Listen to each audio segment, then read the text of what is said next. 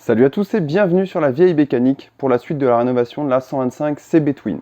Pour rappel, dans le précédent épisode, on a complètement démonté le bas moteur et on s'est rendu compte qu'il était complètement dégueulasse. Donc le programme de cette vidéo, ça va être de nettoyer ce bas moteur, le rassembler et même rassembler le haut moteur.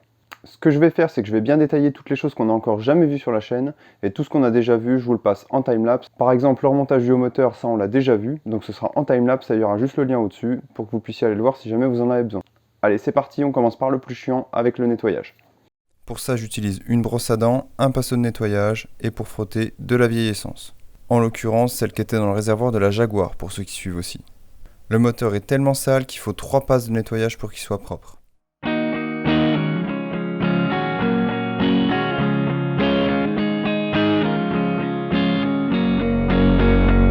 bien nettoyer, je suis obligé de tout désassembler. Donc avec un arrache à branche, j'arrive à extraire le rotor d'alternateur du vilebrequin, et d'ailleurs j'ai eu du mal, il n'était pas facile à venir celui-là. Après la deuxième passe de nettoyage, histoire de changer un peu d'activité, je me suis attaqué au nettoyage des plans de joint. Pour ça, je viens gratter avec une lame de rasoir, et le but c'est de retirer tout l'ancien joint sans faire de rayures ou abîmer le plan de joint. Je vous épargne la troisième passe de nettoyage à l'essence, et on passe directement au rassemblage du moteur. Pour faire vraiment dans les règles de l'art, il aurait fallu changer les 2 roulements de vilebrequin. Mais c'est assez chiant à faire, ils avaient aucun jeu, ils sont placés à un endroit où ils s'usent très peu, et de par leur conception, de toute façon, ils sont surdimensionnés. Donc pour moi, ils peuvent largement faire 2 cycles de cylindre piston avant d'être changés. Pendant leur montage, il ne faut pas hésiter à badigeonner d'huile toutes les pièces qu'on remonte, ça les protège.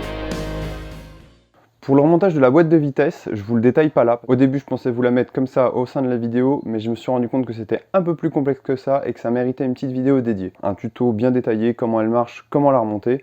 Ça sortira dans les semaines à venir. Si c'est déjà sorti, c'est en lien juste au-dessus. Installation du joint entre les 2 demi-carters. Alors pour le montage des joints, il y a 2 écoles. Ceux qui mettent de l'huile dessus et ceux qui n'en mettent pas. Et ben moi, je suis entre les deux. C'est-à-dire que je mets de l'huile mais sur une seule face. Comme ça, si jamais je me rends compte que j'ai oublié un truc ou que j'ai besoin de démonter rapidement le moteur, si vous attendez, ça marche pas. Mais si vous avez besoin de démonter rapidement le moteur après, vous allez pouvoir séparer vos carters et le joint va rester d'un des 2 côtés du carter, celui qui n'a pas été huilé. Donc comme ça, vous pourrez ouvrir, faire ce que vous avez à faire et vous pouvez le refermer sans avoir à changer de joint. Pour le rassemblage du deuxième carter, il faut faire attention et faire ça tout en douceur, en alignant bien les guides avec leurs trous, ainsi que les arbres qui sont pris sur les 2 carters. Et une fois que les carters sont bien en contact, on peut remonter les vis et venir les serrer au couple.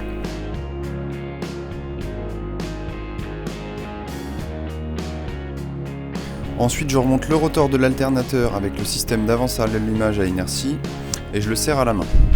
Et là, en faisant le montage, je vois que j'ai écrit un truc sur un bout de papier et ça m'interpelle. Du coup, j'ai recherché le papier sur lequel j'avais écrit et je l'ai retrouvé. Et du coup, j'avais marqué « Avant démarrage, serrer vis d'allumage ». Et du coup, je sais plus si je l'ai fait. Donc là, je suis obligé de réouvrir. Donc j'avais bien fait d'huiler le joint que d'un côté. Bon, du coup, je l'avais bel et bien serré, l'écrou, mais bon, dans le doute, une fois qu'on essaye, si on a un souci, c'est trop tard, donc ça valait le coup d'aller vérifier. Bref, allez, revenons au remontage de ce moteur. Alors avant de refermer, s'il y en a qui se demandent comment fonctionne le système d'avance centrifuge sur ces motos-là, c'est assez simple. Il y a des petits bras là avec des maslottes de chaque côté.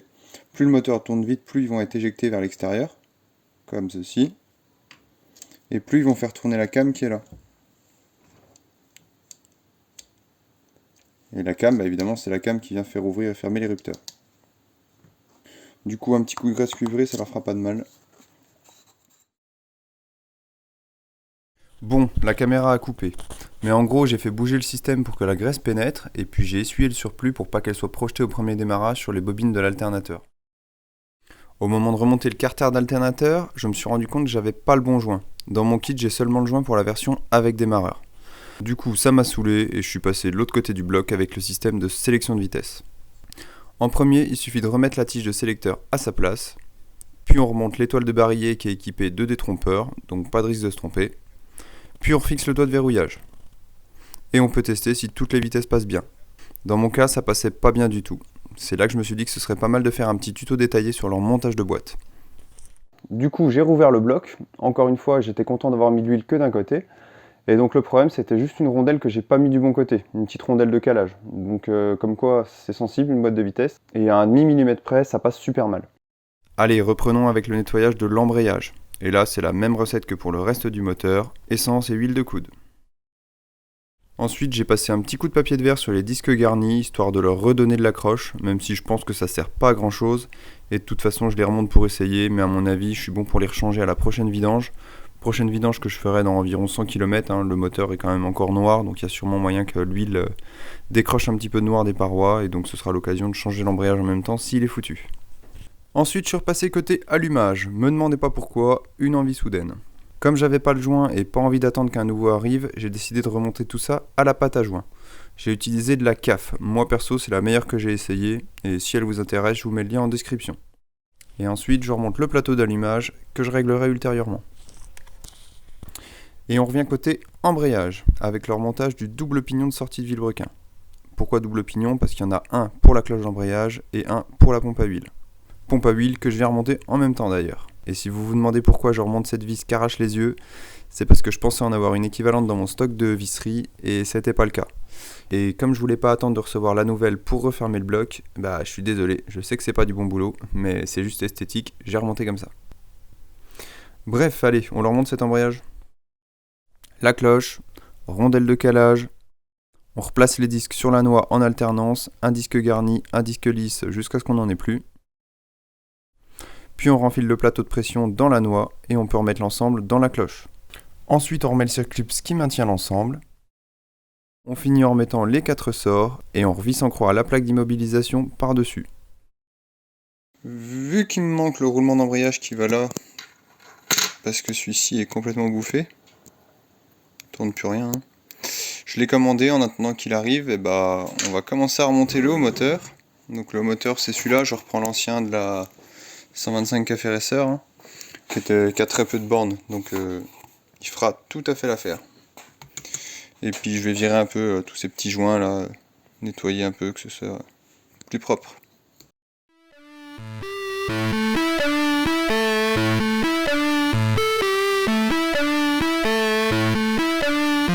Allez, du coup on passe au remontage du haut moteur, et comme je vous ai déjà montré ça dans une vidéo précédente, musique timelapse.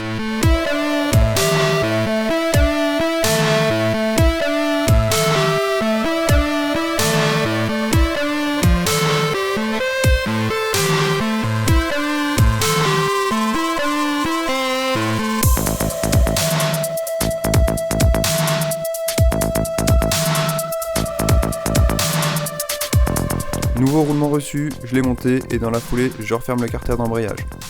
Voilà, ce coup-ci, le bas moteur est terminé. On passe maintenant à la réfection de la culasse. Et pour commencer, il faut enlever tout ce qui se trouve dessus.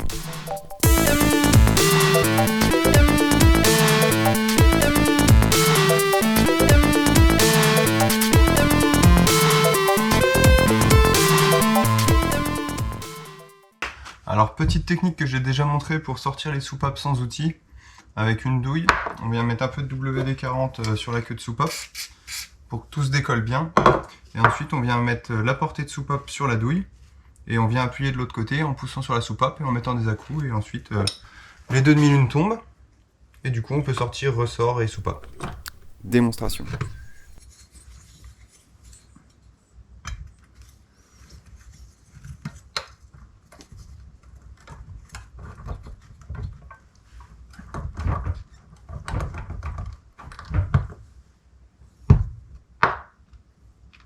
Donc déjà une petite demi-lune. Et la deuxième.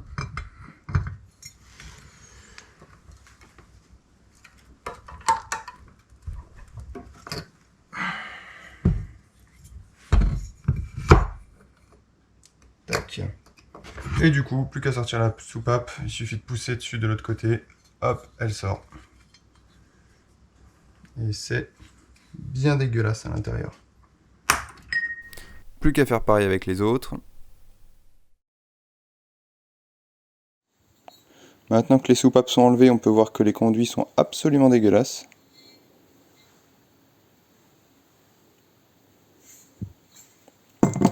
Et on va pouvoir enlever les petits joints de soupape qui sont ici, parce qu'ils sont tout secs, on va les changer. En vieillissant, les joints de queue de soupape deviennent tout cassants. J'ai complètement explosé le premier que j'ai enlevé. Et ils tiennent plus en forme, ils sont plus du tout souples. Pour les enlever, il faut tirer dessus avec une pince ou un tournevis, ce qu'on veut, et juste faire attention de ne pas abîmer l'intérieur du tube qui est là.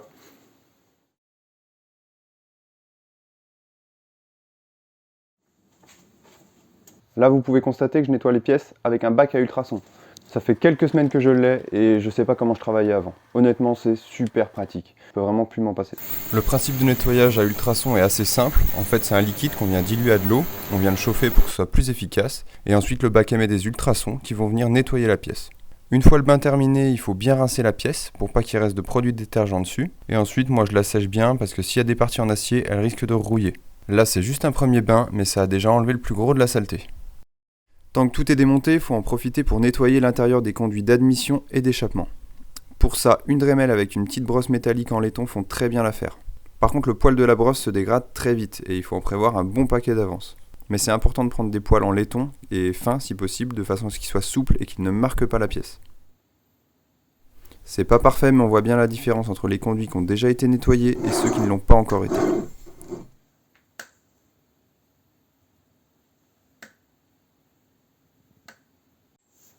On fait la même chose avec les soupapes, il faut enlever toute la calamine, toujours avec une brosse en laiton à poil fin.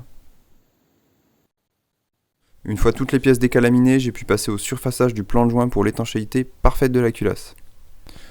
Là, mon plan de joint était peu marqué, donc j'ai juste utilisé un marbre avec du papier de verre avec un grain 600 et de l'eau.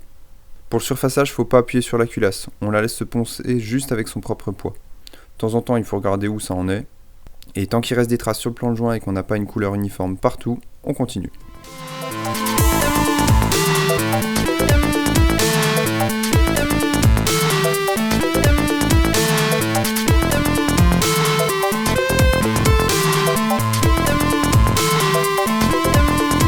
Plus qu'à faire le rodage des soupapes avec de la pâte à rôder et des ventouses spéciales, puis on peut passer au réassemblage de la culasse.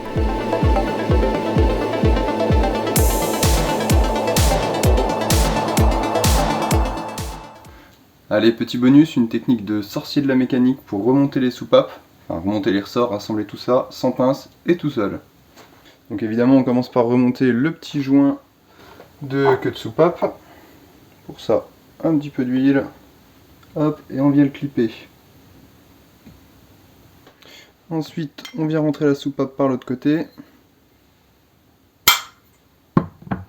On n'oublie pas la petite rondelle d'en base qu'on peut venir huiler. Hop. Le premier ressort, le petit, le gros ressort. Oups, à nettoyer. Et puis le socle de maintien. Ensuite, derrière, côté soupape, on vient trouver la douille la plus adaptée. Pour moi, c'est le cul d'une douille de 22 qu'on vient positionner de cette façon. Donc de façon à ce qu'elle vienne recouvrir une grande partie de la soupape pour la retenir.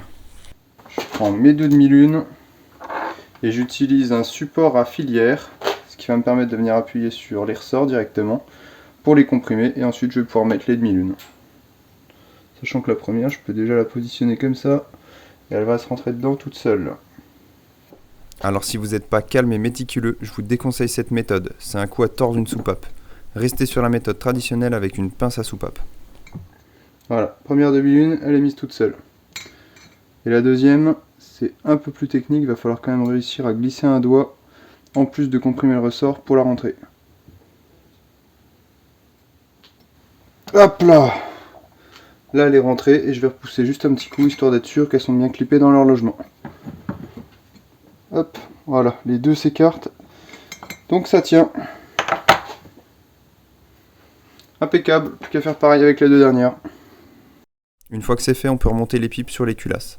Dans mon cas, les joints que j'avais me plaisaient pas, les trous tombaient pas bien en face, du coup j'ai monté ça à la pâte à joint.